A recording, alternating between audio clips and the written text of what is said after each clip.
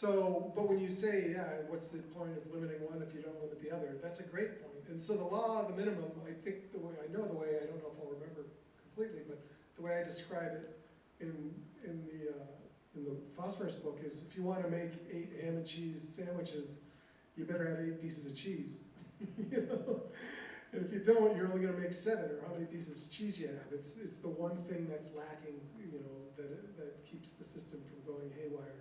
And that most often now is phosphorus. In some cases, I understand it can be nitrogen.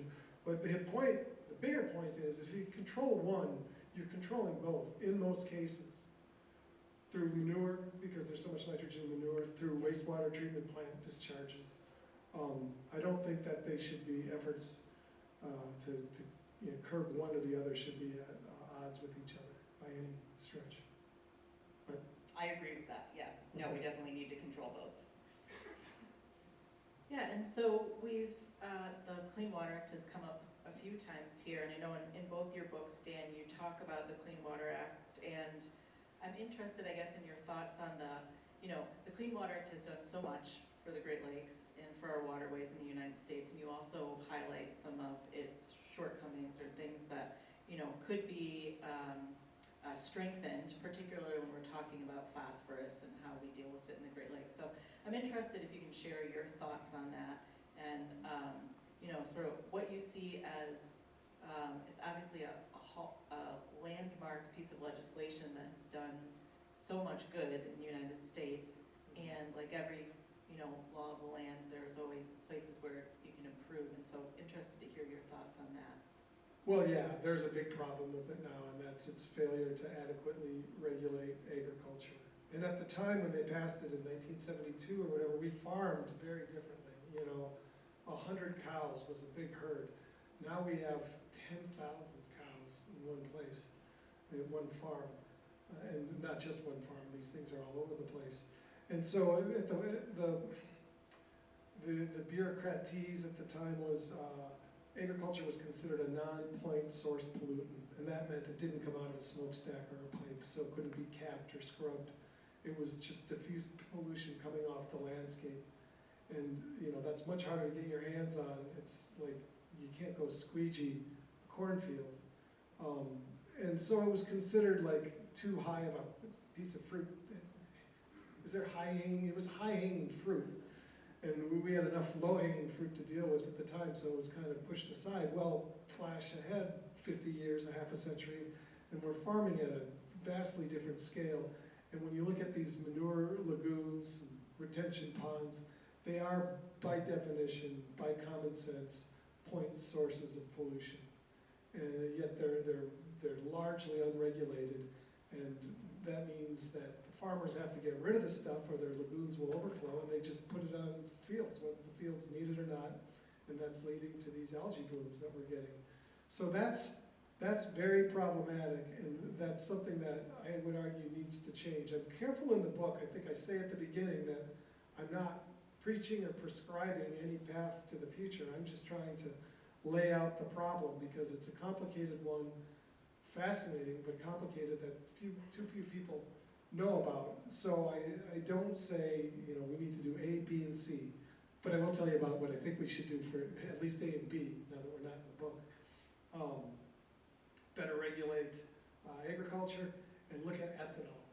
I mean, I know it's not popular for a lot of reasons, but a real important one is that 40% of the corn we grow goes into our fuel tanks, and nobody likes putting that stuff in their tanks. It's rough on the engines. It takes incredible inputs of energy to grow and of fertilizer, and we don't need it. And so that if I had 2 pieces of advice from that book, it's go back and look at the Clean Water Act and how we can make it workable in today's environment. And for a bunch of reasons, take a look at ethanol, because the only people who really like it are the people who are making a lot of money off of it. And there are people making a lot of money off of it. In the book, I went down to Iowa, down from Wisconsin to Iowa, for their state fair, where they have the soapbox, where all presidential hopefuls have to, the soapbox is smaller than the stage, and the chairs are closer than you guys are to this stage. And you get everybody coming across it, including Joe Biden in the summer of 2019. And I was in the front row, just raised my hand, and He was just ignoring me, so I followed him into the bathroom. The security was remarkably lax. I mean, this was when he was just one of many in the primaries. But so I went through a door, not into the bathroom, then I was going into the bathroom because I had seen him go through. And then he came out, and I just wanted him on the record in this book, asking if he supported ethanol. And he put a hand on my shoulder and said, yeah, I do. And that's because you have to do well in Iowa if you want to be president. And to do well in Iowa, you have to pledge allegiance to ethanol. And I found Elizabeth Warren the next day on the banks of I think it was the North Fork of the Des Moines River. I think that's where it was. And she bowed down to ethanol on the banks of that river, which is just a mess because of agriculture pollution, largely nitrogen. I think that's a bit, yeah. Yeah, thanks for sharing that. Nicole, do you have any thoughts you wanted to share? Yeah, I mean, I echo that. I think the amount of corn that we grow for ethanol is really unsustainable and is really contributing to our nutrient pollution problem. And with agriculture, I think we need to start controlling some of those non-point sources. I think we can't have these loopholes that say if you have under 5,000 pigs, you're a local family farm. No, you're not at 5,000 pigs. And so they're maintaining these at 4,900 pigs. So they can say that they don't have to be controlled by point sources. And so I hope someday that legislation might decrease those numbers for family farms. There are financial reasons to do it too. You know, in Wisconsin, there are farmers who are making more off their manure than their milk at the moment because milk prices and because of the California law giving credits to renewable fuel producers. And they're producing renewable fuel through the anaerobic digesting. They're pulling the methane out of the manure, and they're starting to pull the nutrients, the nitrogen and the phosphorus. And so that stuff, I was just talking earlier about how we were rating, battlefields for bones. If you could imagine what the English would think if they saw a modern CAFO, concentrated animal, factory farm sewage lagoon, basically. They would not look at that as a yuck. It would be a yum. They would see the nutritional treasure that was, and we need to too.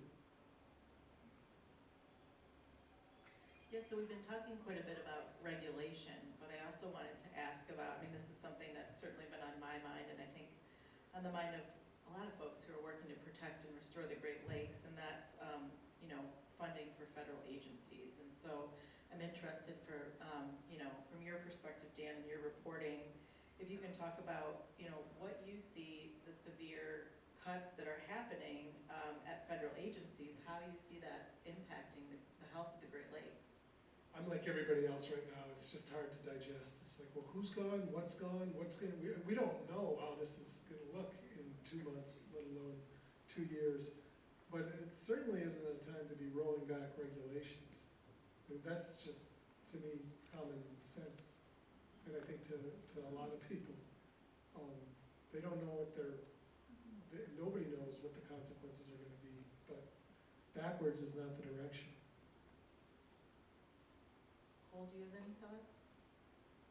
I guess from a local perspective, so I'm following all the cuts, being an environmentalist in this zone and trying to also find funding in this zone. From NOAA a few weeks ago, the NOAA Communications Department at GLUR, so in Ann Arbor, that does a lot of this microcystis, public outreach saying that there's blooms. The whole communication department was let go in these cuts, so I'm hoping, every day you hear of people being rehired, so who knows, maybe they will be rehired again, but it really could impact us in getting out to the public that the water's not safe right now. And I'm hopeful that those changes are reversed. Do you see the states playing a different role in that landscape than they have previously with what's going on federally? I would hope so. A lot of the state, for the Great Lakes, oftentimes it is federally more mandated, at least the Great Lakes proper. Often, the tributaries and stuff is the states. I would hope, DNR and Eagle would step up and help out, for sure, with some of the regulations and some more of the communication, too. So So another overarching question for both of you, and that's one which I think is on a lot of people's minds as well, and is a a theme throughout your books and throughout whenever we're thinking about the environment these days, which is what's at stake for our rivers and Great Lakes if we don't effectively address climate change in this generation? Well, everything, I mean, climate change, we've been talking a lot about nutrient loading into water. Well, it's just getting worse with climate change because the storms are getting bigger and they're happening at a time of year when there's more stuff on the field to wash into our waterways. So, was it 1969 when the Cuyahoga River caught on fire? That wasn't the first time it caught on fire. It caught on fire a bunch during the 1900s. There was just something about it, that one fire, and I think Newsweek might have had something to do with it. It just hit at the right or the wrong time, depending on your perspective. If you're an industrialist or if you're somebody who likes to swim, you'd have differing opinions. But it woke people up, and we were talking at lunch, like what's going to wake people up today to today's problems. And a lot of people thought the 2014 incident in Lake Erie in the Western Basin when Toledo lost its drinking water supply for a few days because microcystin, the toxin from this blue-green algae, the toxic algae we've been talking about, made its way into the drinking water system. And that's just insane that you live on the shore of the world's largest system of fresh water and you can't even boil a cup of it and drink it safely. I mean, that is messed up. And unfortunately, we're going to have to suffer some more of these consequences similar to this, I think, to wake people up. But you also, we have to be careful about tearing down what we've built over the last half century too. It's like, things are so reckless right now. We're knocking down load-bearing walls, and we have no idea. And we could be left with a pile of rubble. And there could be opportunities with that too. And I don't want to get too out there, but it is discouraging when, you look back at the history of the Great Lakes over the last 50 years and how many people gave so much of themselves for not just the lakes, but for the people who've learned to love them. And it's just rolling that work backwards for no articulated reason. And Nicole, do you have a perspective locally on the climate challenges we're facing here in the Clinton and with the work that you're doing? Yeah, I think Dan sort of mentioned it. I mean, there obviously temperatures are increasing and that's going to affect sort of the cycling of these nutrients and sort of the organisms that are doing it. But the storms are a big problem. We know of good places in the Clinton. It's channelized, meaning that it's running straight through. And so you're getting these really flashiness storms that are adding even more water, potentially causing greater erosion in certain areas that could just be leading to more nutrients into St. Clair and ultimately into Lake Erie. And then I think just from a temperature perspective, looking at the Great Lakes, these cyanobacteria, they actually have higher optimal temperatures, so they prefer warmer water. So if we're creating warmer water, there might have an advantage in these conditions, even more than what we currently are giving them. So we need to really consider what we're doing and try to reverse some of the impacts of climate change. And just to jump in real quickly, I don't know if we mentioned it enough, but we call it poison, and that's not an abstraction. It kills pets. We were just talking before we took the stage here. I met a physician who treated a 17-year-old kid sometime around 2008 or 2009 who went swimming at a golf course, and it had the pond scum, the telltale toxic blue-green algae, and he died. 17 years old, was otherwise healthy. Yeah, it's not just, there's definitely been deaths.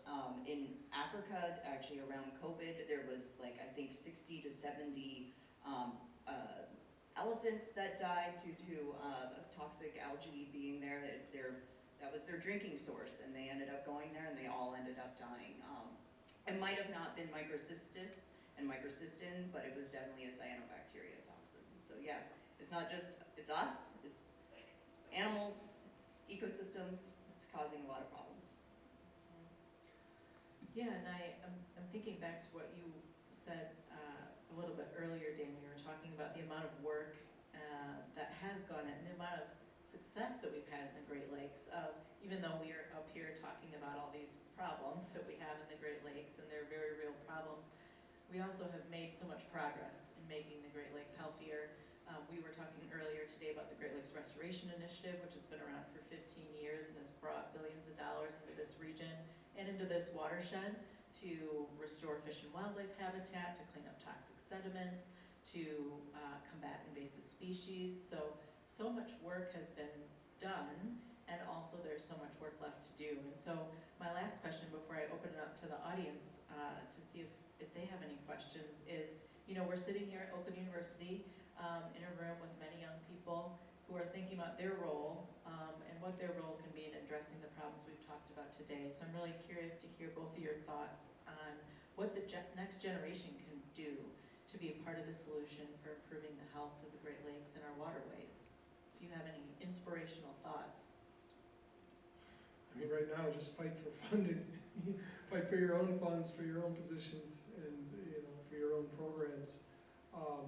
There's a lot of work to be done, but you're right, we've done a lot of work, and the lakes are still, like nothing else on the planet. And there's a lot, that people tend to think things can't get worse. They can get worse, and they will unless we have an educated society coming up and educational leaders who I would imagine there's a number in this room who will be there to help us go forward again, not backwards.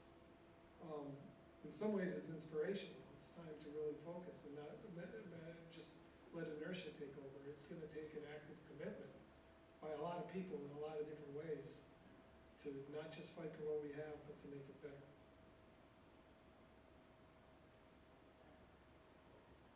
I guess I'll just add on to that. We live here. These are our lakes. We have to fight for them, and I think really movements that start with a lot of young people, they seem to be impactful, and then it's continuing as you grow up and you can pass it on for generations. So hopefully, yeah, young people, let's do something. I still classify myself as young, so I'm with you guys. Well, I want to make sure we have some time for questions, and I believe the CRWC staffer has a microphone, yes. So is there anyone that has a question that would like to ask Dan, Nicole? Oh, I see Jeff's hand. Kaylee has a microphone for you so that everyone can hear your question.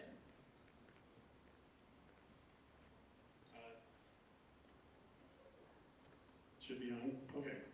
All right. So first of all, thanks so much for coming and joining our little get together here, and thanks for your insights as well. This is fascinating to me. I have a comment and a question. The comment is you're talking a lot about phosphorus or nutrients. It sounds like you're really talking about in the water column and not so much in the sediment.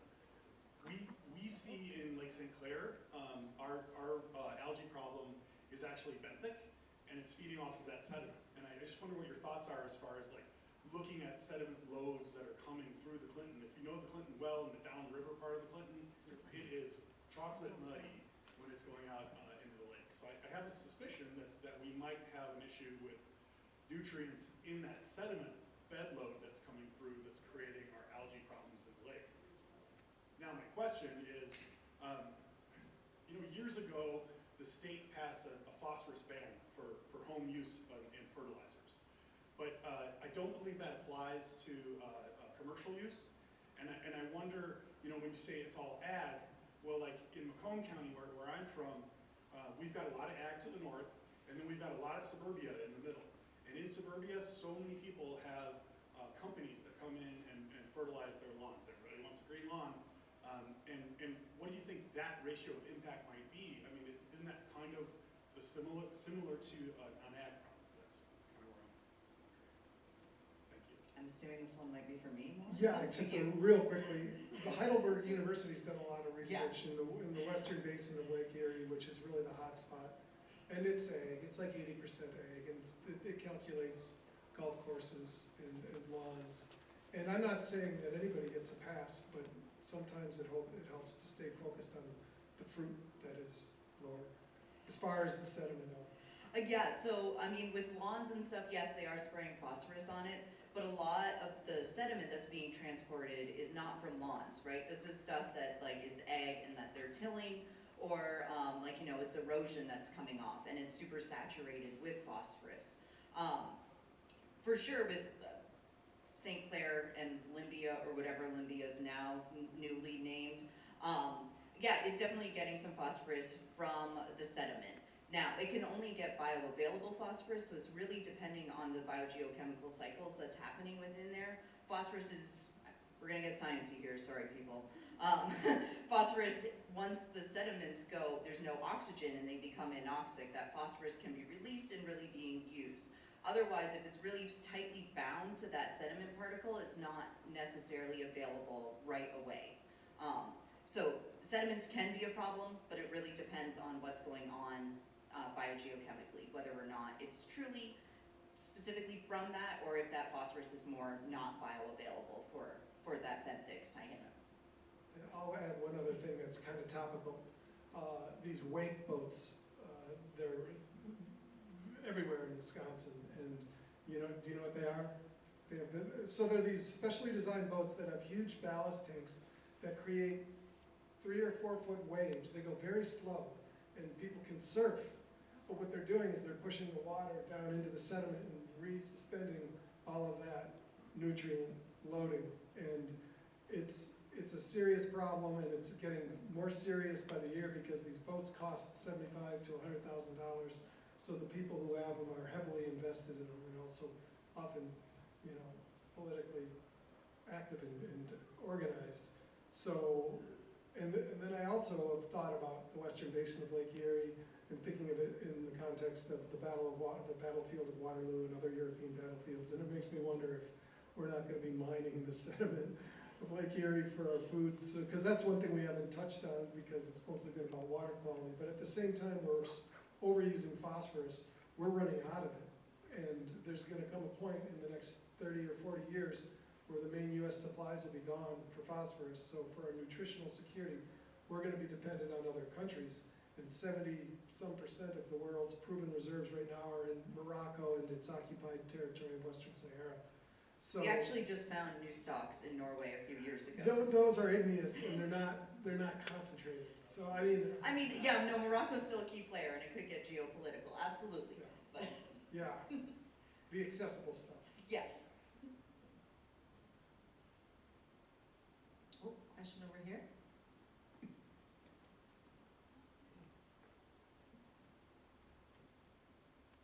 Hi, thank you so much for this conversation. I teach in the creative writing program, and we have some writers here and at Oakland University more broadly who really feel like it's part of what they can do is like try to tell the stories of the climate crisis and solutions and problems. And your book is such a great model, Dan, for reaching out to a general audience and kind of translating the scientific material that is more difficult to digest sometimes into a wider audience. So I'm wondering if you have advice for writers who might not necessarily be biology majors, but who feel like part of what they can do is tell stories through fiction or essays, things like that. So yeah, advice for writers would be great. No, I think in some ways non-scientists can be better positioned to tell some of these stories because they see it from a different or maybe broader perspective. And scientists are not always great communicators, and non-scientists are not always great at communicating things correctly. But for me, I've always found if I'm telling stories to like somebody at the dinner table or at a bar or something, and they're interested, I'm not advocating for these students to go to bars and start telling stories and writing notes, but it doesn't hurt. No, if you find a topic that is just naturally interesting to you, that's only going to help you tell a naturally interesting story. You just got to have to approach it like with enthusiasm. And too much of the writing I was doing in college was on assignment, and I wasn't taking advantage of it. I wasn't learning tools that I would later learn, but it would take me a lot longer. It took me a lot longer on my own. So my advice would be to pay attention and to not to be afraid to tell your own stories, particularly if they really hit you in some way.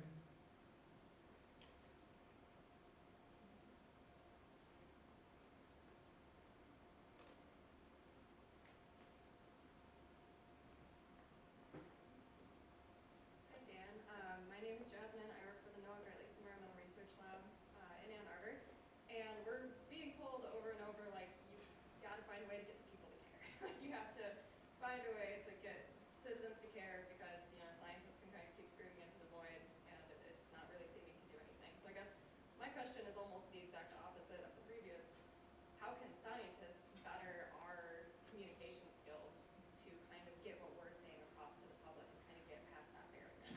You know, I don't think that there's a blanket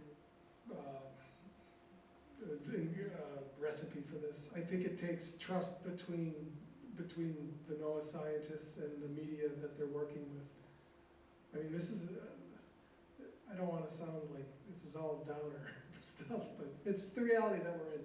Newspapers are not what they were 10 or 15 years ago, so you don't have as many eyes on these topics. But my advice would be to cultivate relationships with the ones that spend the time, the ones who, you know, will call when there's not a news story breaking, but they just want to understand something. So it's a two-way street, and it's invaluable. Like, I've relied so much on NOAA over the years, particularly for a while on that the dashboard for the water levels, St. Clair issue. But don't go away. We need you guys badly.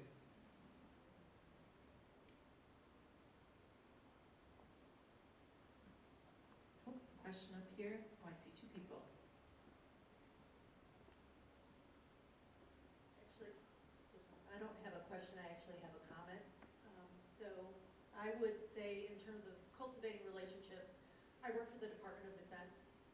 And so I have about $10 million right now in active projects where we're looking at climate, we don't say the C word anymore, extreme weather events and flooding, impacts to industry, impacts to water, impacts to mission readiness and things like that. So my suggestion would be, I have forged some very unlikely relationships with folks to get things across the finish line. And so I would highly suggest pushing the envelope. For example, right now I have a $7.2 million grant that is looking at, when we wrote the grant, it was, we were looking at climate and we were doing scientific models, but we were also looking at the social sciences. And so that was a $7.2 million grant with multiple universities. We have a $1.2 million grant right now with the Red Run Drainage District, Oakland County, Macomb County, where we're looking at building drain models and impacts of extreme flooding and how the Department of Defense can leverage some of our construction funds and encroachment money to purchase land to help mitigate flood risks.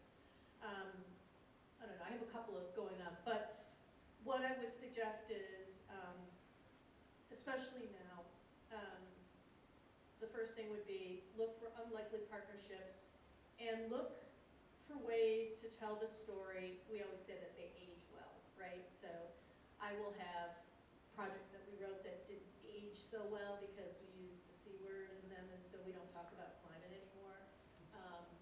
But that would be, you know, one of my suggestions on that. I saw, Kaylee, there's a right over here. Again, I kind of have a comment like you did. I'd like to know what is not going to be able to do. That needs to get out, that how it's going to affect everybody, because they don't realize that. There was some comment about, well, you can get the weather on the radio. Well, where did they get the weather from? Somebody's got to tell them. Yeah. Great point. For those of you who don't know, it's NOAA. NOAA gives the Yes, weather. it gives the weather.